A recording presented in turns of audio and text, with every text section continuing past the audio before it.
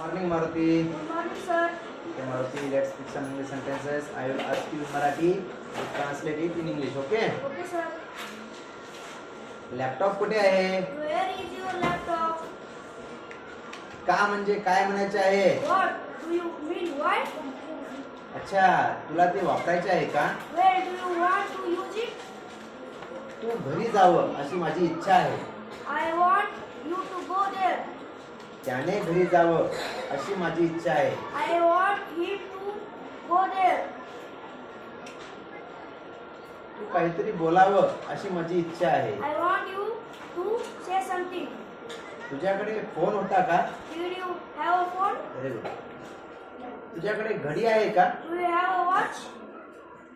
आम्ही आत येऊ का? Shall we come inside? Very good.